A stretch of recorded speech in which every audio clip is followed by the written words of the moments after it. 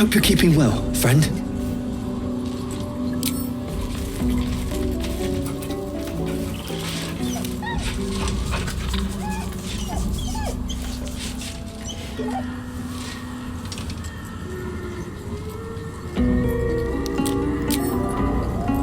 You smell very delicious, but I will not bite you.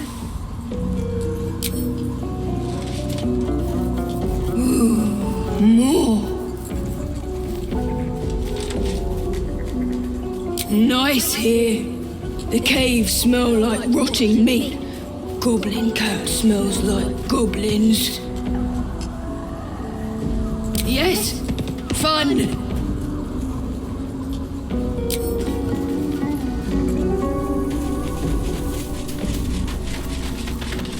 I wanted to talk to you about our night together. Have you ever walked to the very edge of a great precipice and shuddered at how easy it would be to step into the void? Ever since Elminster told me of Mistra's expectations of me, it felt like I've been walking along such a cliff face. The great drop to nothingness, never out of my sight. But you led me away from the edge. Without your words, your touch, I fear I would have sought purpose and solace in that void. You reminded me what living can feel like.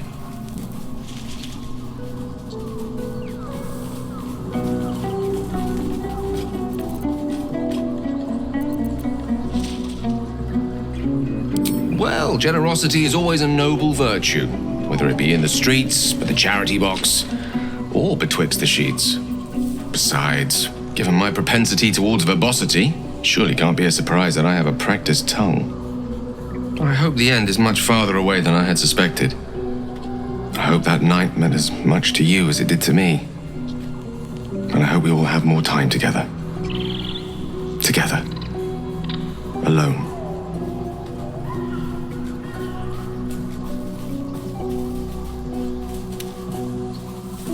I'll see that there is. Woe betide anyone who tries to stop me. There's nothing that would give me greater pleasure.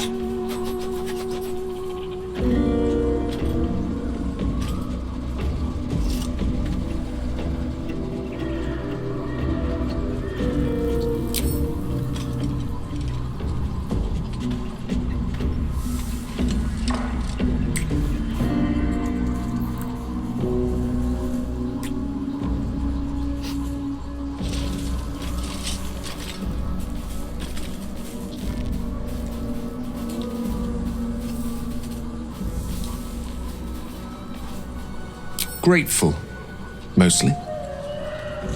For meeting you. For having someone who cares that I'm here, alive, and not reduced to a cloud of netherese vapor.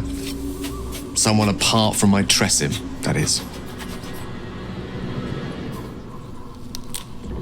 I'm many things to many people, but I'm never a man to throw the L word around lightly. I said exactly what I meant. I love you. You should never, never doubt that.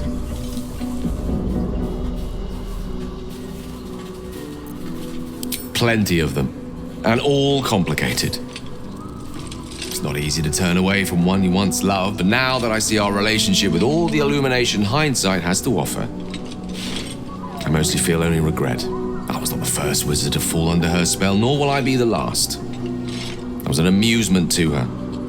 Mortal to be trifled with, amused and eventually discarded. I regret the way I hurt her, of course I do.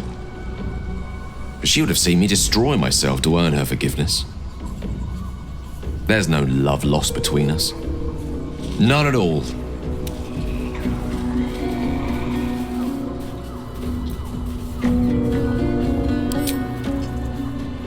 What a question. No, you're not the first. Though you are the first since my relationship with Mystra came to its ignominious end. When the true danger posed by my condition became apparent, I had no choice but to sequester myself away from civilized society. A reclusive wizard. Who'd have thought? After so long with Mistra, I have to say the pleasures of mortal love are much sweeter than I remember. But perhaps that's simply because it's with you.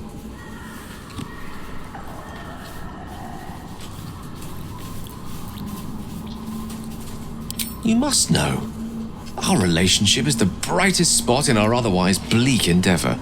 To know you love me for the man I am and not the magic I command. None have loved me so purely before. You are everything to me. And yet our relationship is only a nascent fraction of what it will become. You give me hope. And I've not had that in some time.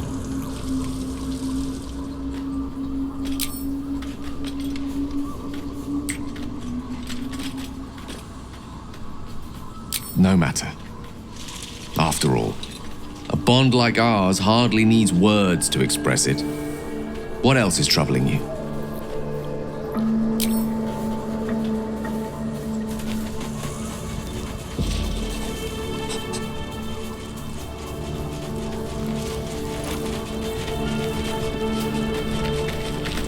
As you approach Minthara, you feel her mind reaching out to yours, tentative and curious.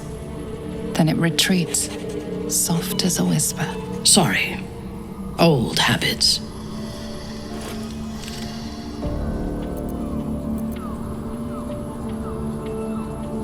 At first, she seems to invite you inside, but then a coldness settles across your mind like morning frost, and you lose contact with her. Wait. Let me speak. When we first met, I did not think we would ever share anything more than an uneasy alliance, born of our mutual enmity for the Absolute. I was wrong. A deeper bond has grown between us. I trust you. But I would like to touch your thoughts again, now that my mind is my own. May I?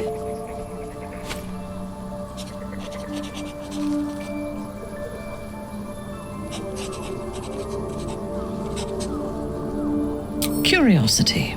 Until my time in the cult of the Absolute, I had spent little time on the surface, except to raid and pillage. I did not expect to find any outside the Underdark who saw the world as I do, and wanted from the world what I want. I did not expect you.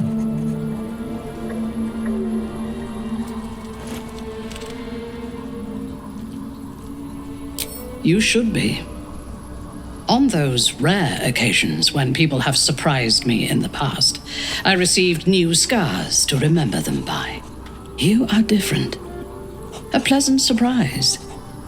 One of the first in my long life. Before the Absolute, I lived a life of certainties. I knew that I was destined for greatness because I was born to it. I also knew that my inherited privilege came with a cost. That the bonds of fellowship and family could be broken by envy and ambition. I could not enjoy the taste of food for fear of poisoning, and I could not enjoy the company of lovers and friends because I feared they hid knives behind their smiles. In spite of the danger, I was happy. I knew myself, and I understood the world around me. Now, nothing is certain. Without Lolth, without the Absolute, without my home, I do not know myself. But you do, I think. Show me myself through your eyes. Let me see what I am to you. She joins her thoughts with yours, and you are as one. You share in her strength of mind and formidable will, but also the doubts that eat at her conviction. Those doubts cluster in swarms, and the thickest is around her sense of self. She pushes past, revealing the image of her you hold in your mind. What does she see? Her mind cools. Acceptance is colored by disappointment. We need one another as allies, but I want more from you than that. I want all of you.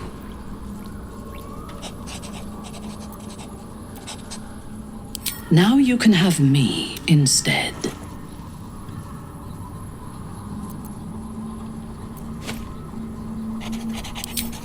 As you wish.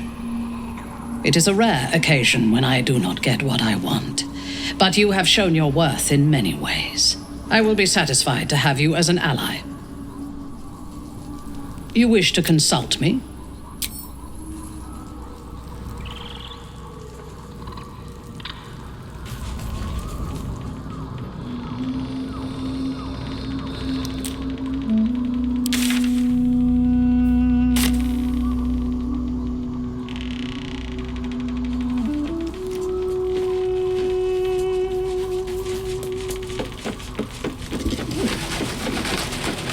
You wish to speak?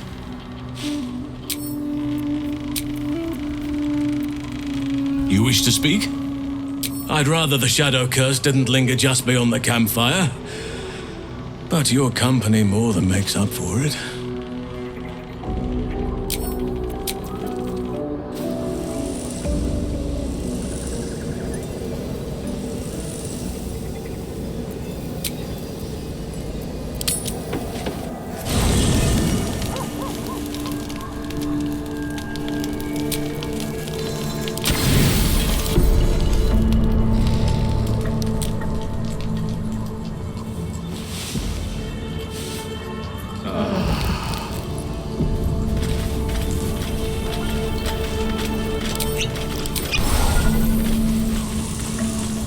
Hope you're keeping well, friend.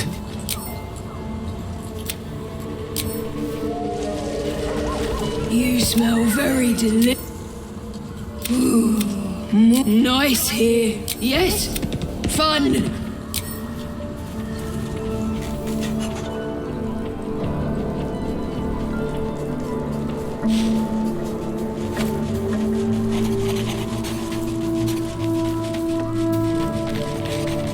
You wish to consult me? There's no space for me. I suggest you make one. Then let us go forth and conquer. Or something to that effect. In your name.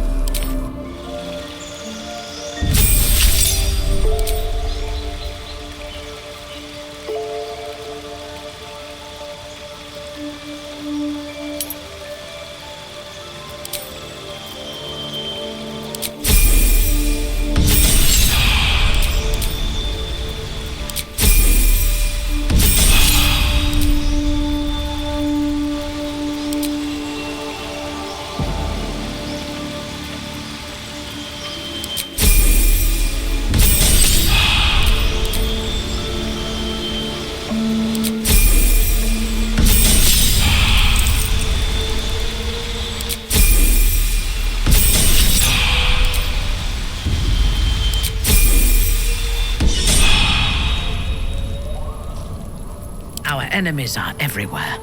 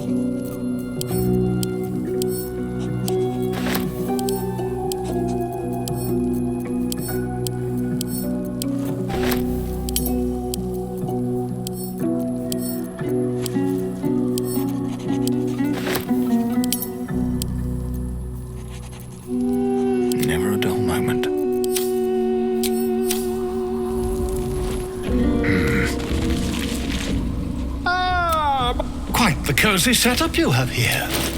I'll just make myself comfortable. Thank you so much.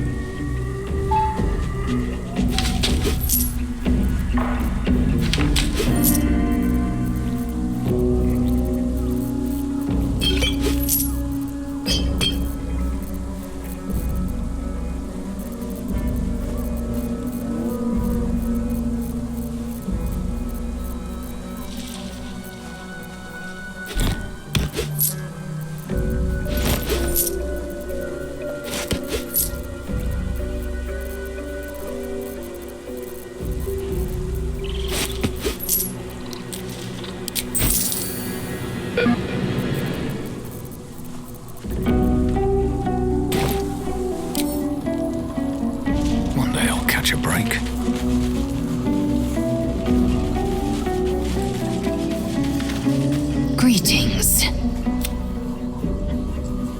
The party's full. You'll need to make room. Ready for battle.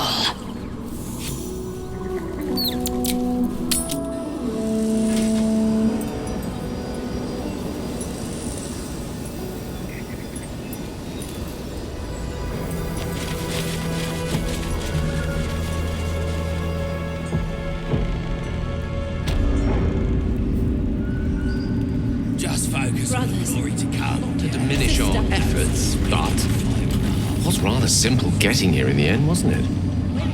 The obstacles ahead. Anything I can do for you, consider it most enthusiastically done. Have many hearts, one soul. Remember, the true souls stand alone. To serve those who need it. I will not forget this.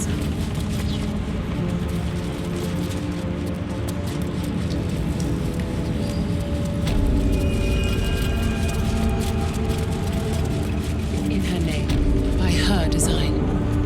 Can I assist you, disciple? The General has withdrawn to his chapel above. He's not to be disturbed. General Thorm's prayers and preparations must not be disturbed. The rooftop is off limits to everyone. Even you, disciples, Rel? Everyone.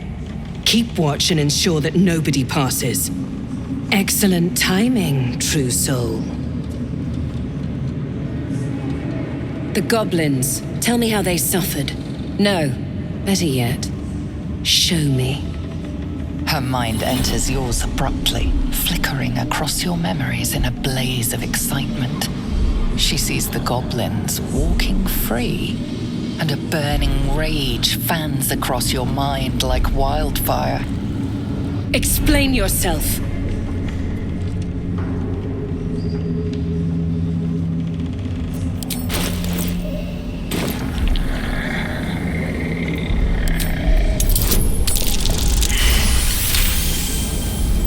Very pragmatic, but very boring. Let's see if there's anything interesting in this brain of yours. She parts the folds of your mind again, touching your wants and hopes, tasting them. Every emotion soaks into her mind's palette. But there is purpose to her exploration. She is searching for proof of your faith.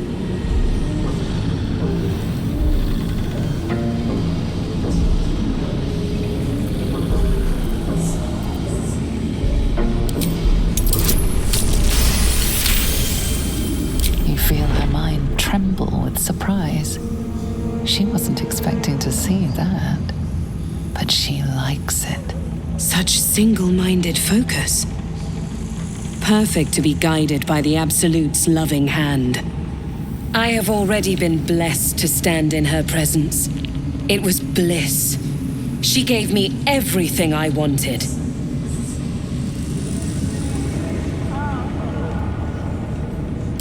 Why not? What's the point in power if you don't get to have a little fun every now and again? She gave me the power to cut the thread of life with a thought.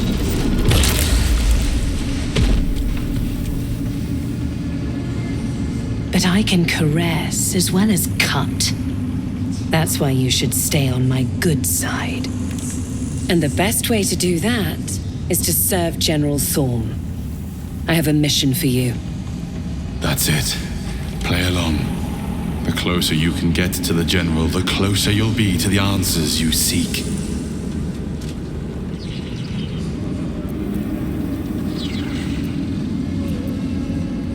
There is a relic that General Thorm requires. He sent his most trusted advisor, disciple Balthazar, to retrieve it. The relic is beneath the Thorm family mausoleum. That is where you will find Balthazar. But we have lost contact with him. Go there, aid Balthazar if you can, and bring the relic home.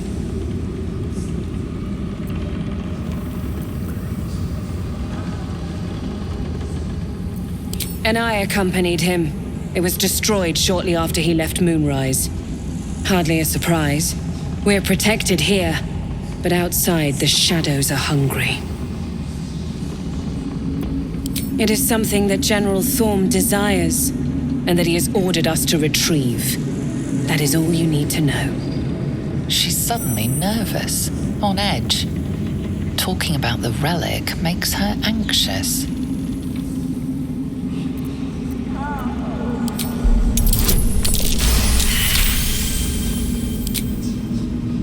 I am in awe of the power the relic must hold to be of such importance.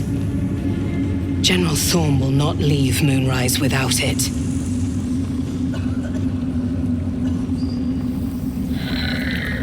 Fine. Talk to the Bugbear Quartermaster. Tell him he's to share my secret stash with you. Death would not silence Balthazar for long. But dead or alive, he is lost. Whatever has become of him, it is the relic that matters. The shadows around the mausoleum are deep and hungry. You'll need a moon lantern to survive them. Take one from Balthazar's chambers. But don't pry. The last person who snooped into his secrets lost their head. I believe he uses it as a chamber pot.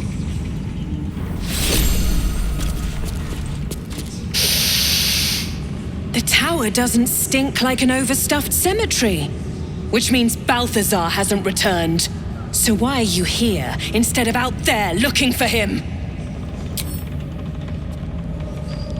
Wide, gaping sockets that see nothing. And still they seem to watch you. You think you hear a whisper, but perhaps it was just wind drafting through a dull and empty thing. It is not your time yet, Blessed One. The rooftop chapel is reserved for the General's private contemplation, save for those he chooses to ascend. This must be the place. We have to get inside. I'm sure you have done a great many things to get this far, true soul.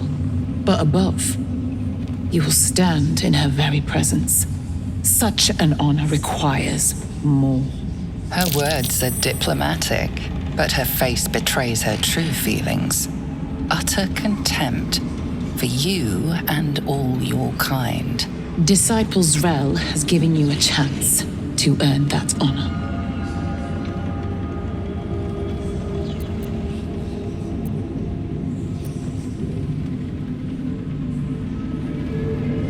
Her design does not end at the grave, Blessed One. You will serve, whether you ascend or fall, and I find use for even the fallen. I hope that is some comfort to you. I have my duties, true soul. I'm sure Disciple Zrel has given you yours.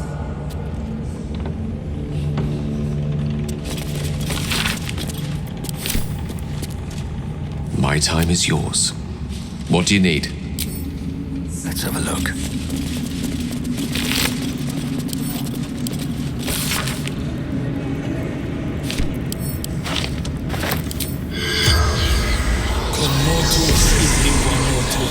The corpse.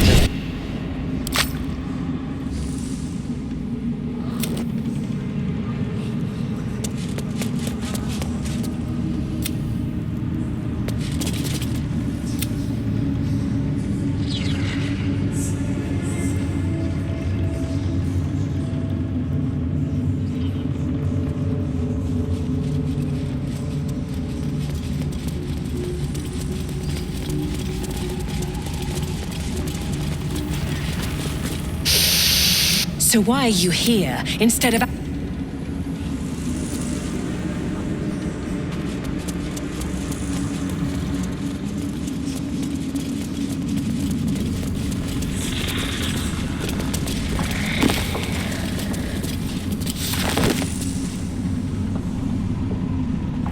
I'll give it a shot.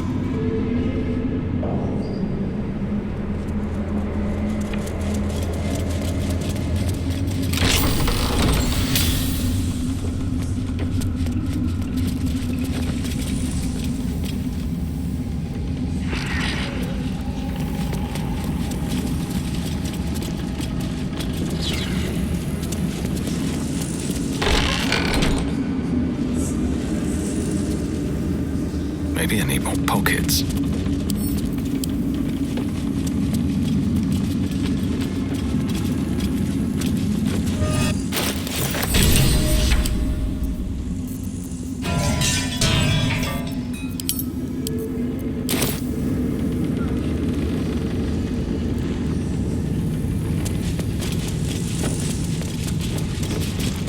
Once again, your mind opens to Lae'zel, and she considers the disc. More writings on Orpheus, the so-called Prince of the Comet. The Prince of the Comet, Part 3. The histories tell us that Commander Voss, Gestil Kithrak, pierced Prince Orpheus clean through with his sword of silver, that his flesh was torn and fed to the great red dragon Ephelemon. Vlaakith's faithful roar out this tale, but beneath the roars, we hear whispers carrying truth and prophecy. The Prince of the Comet is not dead. The Prince of the Comet will come again. The Prince of the Comet will liberate us from Vlaakith's tyranny. Praise be to Mother Gith, Queen of the One Sky. Praise be to your son, Orpheus, the true heir, Prince of the Comet. This is more than a fable. It's an affront to the undying Queen Vlaakith. Gith's son died to Voss's blade. Orpheus is no more. Tiamat's emissary. It was he who carried word that Mother Gith had negotiated the gift of the dragons, and that Vlaakith I would preside as Queen of the Githyanki. Ephelemon remains the Queen's consort to this day, as endless as the empire he now serves. It is not just improbable, it is impossible. Kithrak Voss and his red dragon slayed the fell prince. You could no more resurrect him than you could glue together the pile of ashes he became. My Vash taught that the silver bells of Vlaakith's court still ring out before every hunt in celebration of the prince's defeat.